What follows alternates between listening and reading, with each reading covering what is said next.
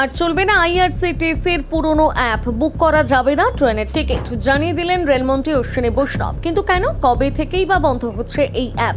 তাহলে এবার কোথা থেকে বুক করা যাবে টিকিট, জানুন।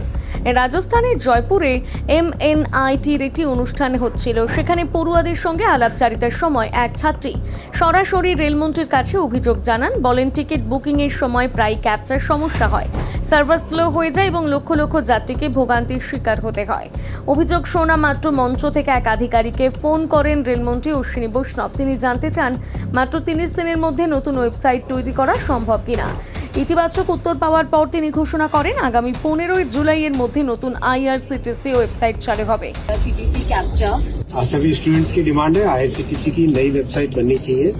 विद इन 30 डेज हम बना लेंगे। রেল মন্ত্রকের দাবি, নতুন ওয়েবসাইট আগের তুলনায় অনেক বেশি দ্রুত এবং কর্মক্ষম হবে। টিকিট বুকিং এর সময় সার্ভারের উপর অতিরিক্ত চাপ সামলাতে উন্নত প্রযুক্তি ব্যবহার করা হবে। ফলে ওয়েটিং টাইম কমবে এবং বুকিং প্রক্রিয়া আরও মসৃণ হবে। সবচেয়ে বেশি সুবিধা পাবেন তৎকালীন টিকিট বুক করতে চাওয়া যাত্রীরা, কারণ নতুন প্ল্যাটফর্মে তৎকাল বুকিং এর জন্য আরও সহজে দেখা যাবে এবং বুকিং প্রক্রিয়া হবে অনেক বেশি কার্যকর। শুধু তাই নয়, ব্যবহারকারীদের সুবিধার কথা মাথায় রেখে নতুন ওয়েবসাইটে আনা হচ্ছে আরও সহজ নেভিগেশন সিস্টেম। অর্থাৎ যারা প্রযুক্তিতে খুব দক্ষ নন তারাও সহজে টিকিট বুক করতে পারবেন।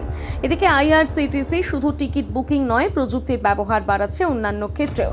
সম্প্রতি সংস্থার তরফে জানানো হয়েছে, স্টেশন ও ট্রেনে পরিবেশিত খাবারের গুণমান এবং স্বাস্থ্যবিধির পর্যবেক্ষণে এবার কৃত্রিম বুদ্ধিমত্তা বা AI প্রযুক্তির ব্যবহার বাড়ানো হয়েছে। এর ফলে খাবারের মান নিয়ন্ত্রণ আরও শক্তিশালী হবে বলে আশা করা হচ্ছে। দীর্ঘদিন ধরে যাত্রীরা অভিযোগ করে আসছিলেন যে বিশেষ করে উৎসবের মরশুমে বা তৎকাল বুকিংয়ের সময় ওয়েবসাইট ধীর গতির হয়ে পড়ে। অনেক সময় টাকা কেটে গেলেও বুকিং সম্পূর্ণ হয় না। নতুন ওয়েবসাইট সেই সমস্যাগুলো সমাধান করতে পারবে কিনা সেদিকে এখন নজর যাত্রীদের। আইআরসিটিসির নতুন অ্যাপ কি যাত্রীদের সমস্যা কমাবে? জানাতে ভুলবেন না আপনাদের মতামত কমেন্ট করে।